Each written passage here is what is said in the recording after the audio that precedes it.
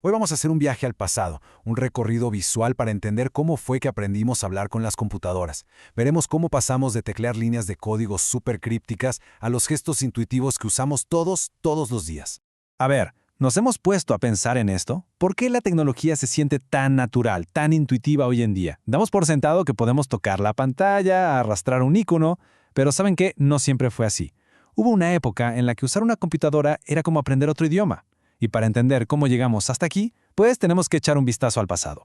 Bueno, pues nuestra historia arranca en la era de los comandos. Aquí las computadoras eran unas bestias misteriosas, muy poderosas que no entendían de clics ni de dibujitos. No, solo entendían un lenguaje de texto, uno muy preciso y muy estricto.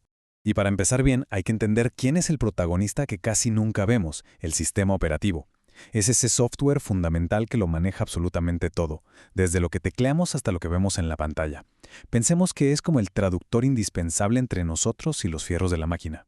Y esta es la clave para entender el porqué de todo.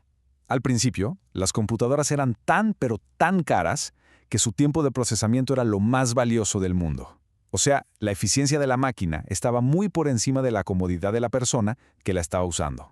Esa mentalidad creó una división muy clara.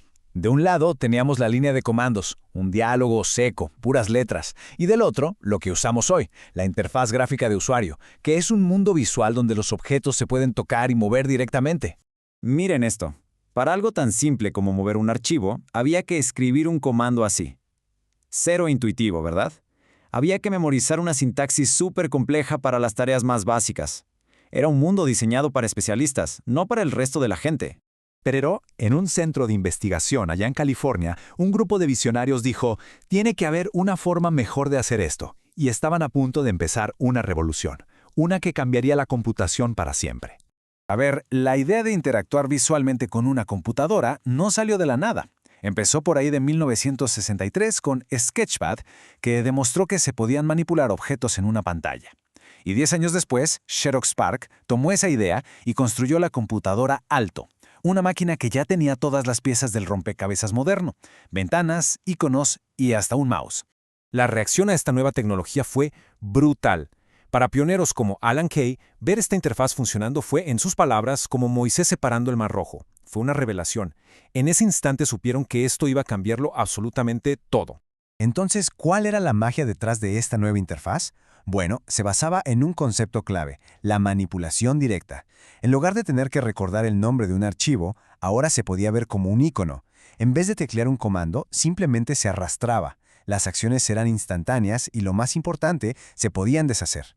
Esto le quitó el miedo a la gente de cometer errores y los invitó a explorar. La tecnología era una maravilla, pero estaba encerrada en un laboratorio. Alguien tenía que sacarla de ahí y llevarla a las masas. Y esa compañía, como muchos ya se imaginan, fue Apple. Con la Macintosh, Apple no inventó la interfaz gráfica, seamos claros, pero sí la perfeccionó. Y, más importante aún, la metió en un paquete que la gente común podía comprar y usar. Básicamente democratizó la computación al hacerla fácil de entender a simple vista. Sus aportaciones clave se pueden resumir en 3 puntos. Primero, la integración. Lo juntaron todo en una sola caja que la gente podía pagar. Segundo, la estandarización. Si aprendías a usar un programa, ya sabías usar todos, porque se veían y funcionaban igual. Y tercero, la facilidad de uso. Cualquiera podía empezar a ser productivo desde el día 1, sin tener la menor idea de cómo programar. Y el resultado de todo esto, de esa facilidad de uso, se puede medir con un solo número, 50%. ¿Pero qué significa este 50%? Pues significa que para 1989, la gente con una Macintosh usaba un 50% más de programas que la gente con una PC. Y esto demostró una verdad fundamental. Cuando una herramienta es fácil de usar, la gente la usa más y hace más cosas con ella. La buena usabilidad no es un lujo, es un gran negocio. Pero la historia no se acaba con el escritorio de Apple. Para nada. El modelo clásico, que se conoce como WIMP, por sus siglas en inglés de ventanas, iconos, menús y punteros, sigue evolucionando. De hecho, ahora estamos entrando en una era completamente nueva, la era generativa. Pensemos en el iPhone. Tomó esos principios de manipulación directa y nos los puso literalmente en las manos. Demostró que podíamos tocar, pellizcar y deslizar para navegar por la información. Eliminó otra capa de abstracción y la interacción se volvió todavía más inmediata. Empecemos con la V de ventanas. Ya no son esas cajas rígidas que tenemos que organizar a mano. No, ahora la inteligencia artificial puede adaptar y presentar la información de forma fluida, justo como la necesitamos en cada momento. La I es de íconos, y también están en plena transformación. De ser una simple imagen estática, se están convirtiendo en representaciones dinámicas que nos dan información útil. Ahora, el significado importa más que tener una apariencia fija. Luego viene la M de menús. Esas listas larguísimas de opciones están siendo reemplazadas por la intención. O sea, ya no hay que buscar un comando. Simplemente le decimos a la inteligencia artificial lo que queremos hacer y ella nos da las herramientas que necesitamos. Y finalmente, la P de puntero. Ya no se limita a un mouse. Ahora señalamos y seleccionamos con la mirada, con los gestos, con la voz. La interfaz se está fusionando con nuestros propios sentidos. Y todo esto nos deja con una pregunta que la verdad es fascinante.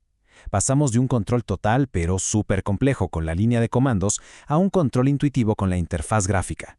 Y ahora, que las máquinas se vuelven proactivas y anticipan lo que necesitamos, ¿estamos entrando en una era donde cedemos parte de ese control directo a cambio de una mayor eficiencia? Es algo en lo que sin duda vale la pena pensar.